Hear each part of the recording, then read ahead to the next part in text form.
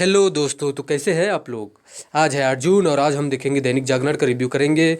और ये एक चीज़ बताओ मुझे, ये टिकटॉक वर्सेस जो यूट्यूब वाला कहानी है वो कब तक बंद होगा बे।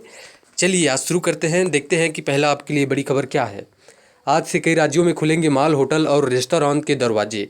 अब आप अपना जो जेब है उसको ढीला करने के लिए रेडी हो जाइए, क्योंकि सभी सभी प्रकार के जो रेस्टोरेंट है कई राज्यों में खुलना स्टार्ट हो गया और कई राज्यों में अभी भी उसमें कुछ पाबंदियां है।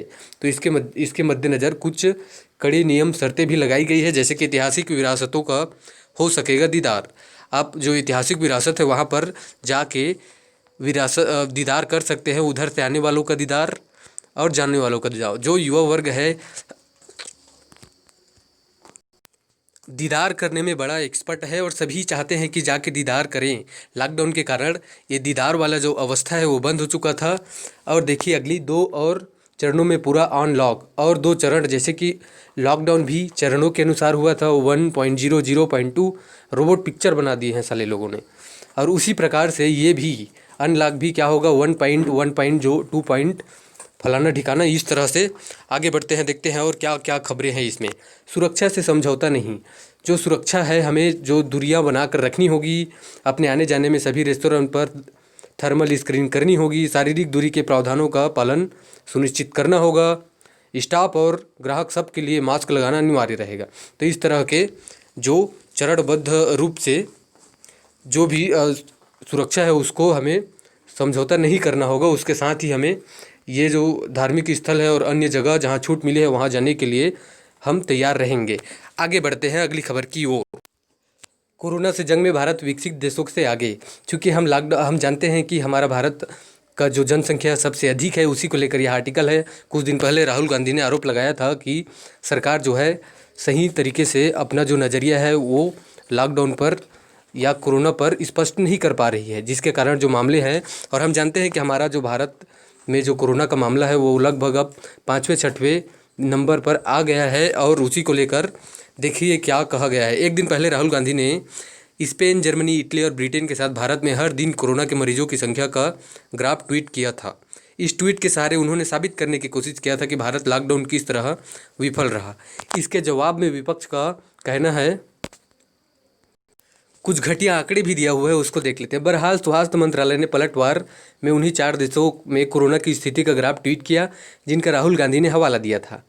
जिसके अनुसार 1 लाख की जनसंख्या पर स्पेन में 58.06%, ब्रिटेन में 59.62%, इटली में 55.78% और जर्मनी में 10.35% मौतें हुई है, जबकि भारत में यह आंकड़ा महज 0.49 है। तो कुल मिला के जो सरकार है, बीजेपी सरकार, वो विपक्ष को आड़ो हाथे ले रही है और उन्हें खड़ा होने दे नहीं रहे हैं। बेचारा राहुल गांधी बार बार खड़ा होना तो चाहता है लेकिन खड़ा नहीं हो पा रहा है।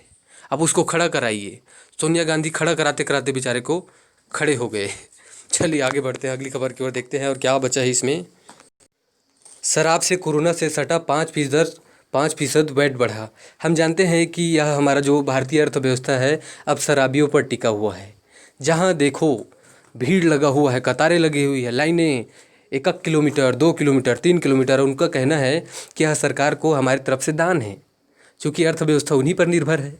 चलिए देखते हैं इसमें। और सरकार ने कुछ वेट और टैक्सेस, कुछ ज़्यादा पैसे लेने के लिए, जिससे कि टैक्स कलेक्शन बढ़ सके, कुछ वेट लगा दिया है। 70% कोरोना सेस को दिल्ली सरकार ने वापस ले लिया है। इसकी जगह पर 5% वेट बढ़ा दिया गया है। इस तरह से ऐसे किया गया है। आगे बढ़ते हैं अगली खबर की ओर। दिल्ली वालों को समय पर नहीं मिल रहा इलाज। केजरीवाल के पीछे हाथ धोकर पड़ी हुई बीजेपी सरकार बार बार जो कांग्रेस शासित या जो बीजेपी सरकार के जो पक्षधार स्टेट है वहाँ पर पलटवार कर रही है। कभी वेस्ट बंगाल में, कभी दिल्ली में, कभी छत्तीसगढ़ में। और हम अभी अभी ताज़ा आंकड़ों के अनुसार हम जानते हैं कि टॉप 10 जो स्टेट है या जो चीफ मिनिस्टर है उसमें छत्तीसगढ़ नंबर 2 पर था। बीजेपी सरकार का तो कोई नाम ही नहीं था। शिवराज सिंह चौहान 12वें नंबर पर था। फिर भी उनको लगता है कि उनका जो शासन करने का तरीका जो है राजशाही है, लोग बहुत खुश होते हैं। घनचोत आगे बढ़ते हैं थोड़ा सा। श्रमिक स्पेशल ट्रेनों में जन्मे 3 दर्जन से ज़्यादा बच्चे।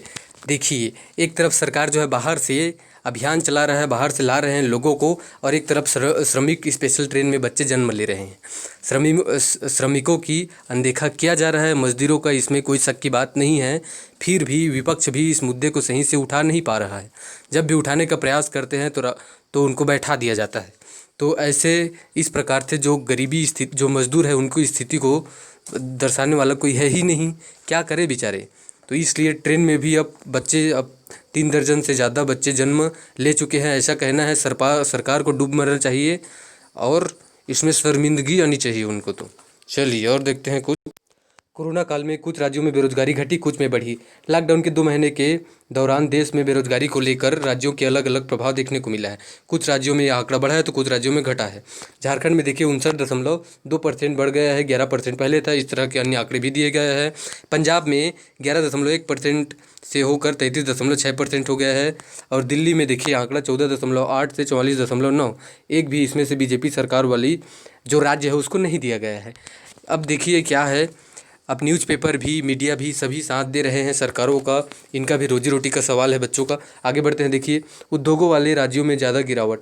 इसके अतिरिक्त अन्य बड़े राज्यों में मई के दौरान बेरोजगारी की दर 20 से 40% रही।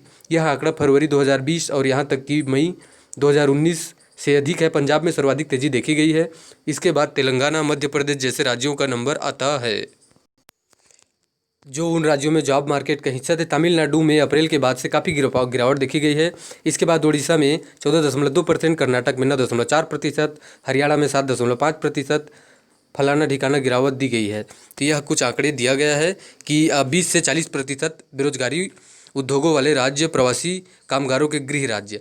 हरियाणा का आंकड़ा देखिए, सभी प्रकार के आंकड़े दिए गए हैं इसमें। आगे बढ़ते हैं, देखते हैं कुछ इंपॉर्टेंट खबरों को। सोनू सूद की मदद से बीमार पिता से मिलने पहुंची बेटी।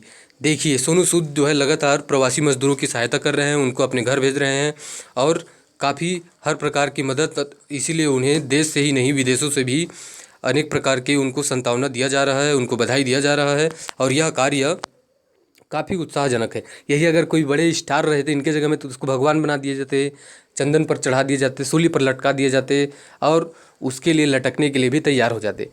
ठीक है, आगे बढ़ते हैं। इसमें यही था। मनरेगा को और महत्व दे मोदी सरकार। आज देखते हैं कुछ आज के इम्पोर्टेंट आर्टिकल को।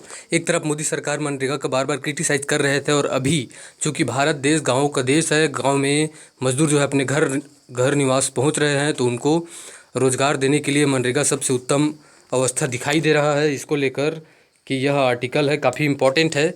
इसमें यही सब चीज़ दिया गया है।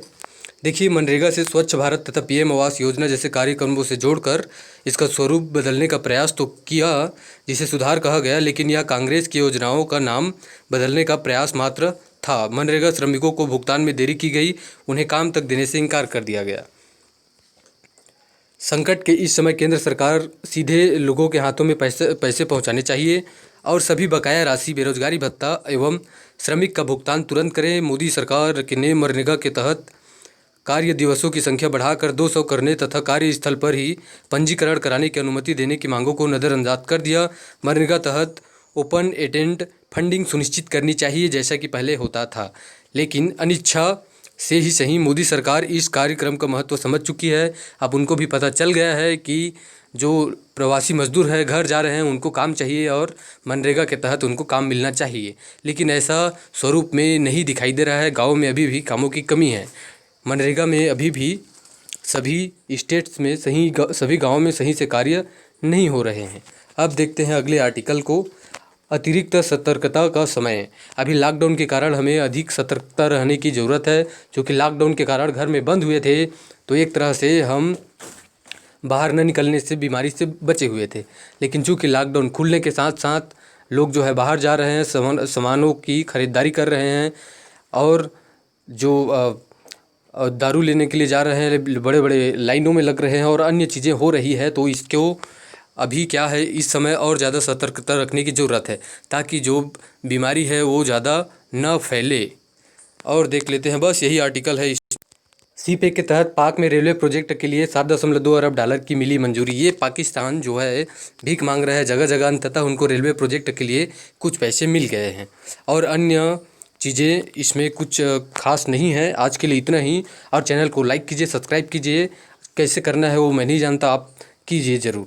चलिए धन्यवाद, मिलते हैं नेक्स्ट डे।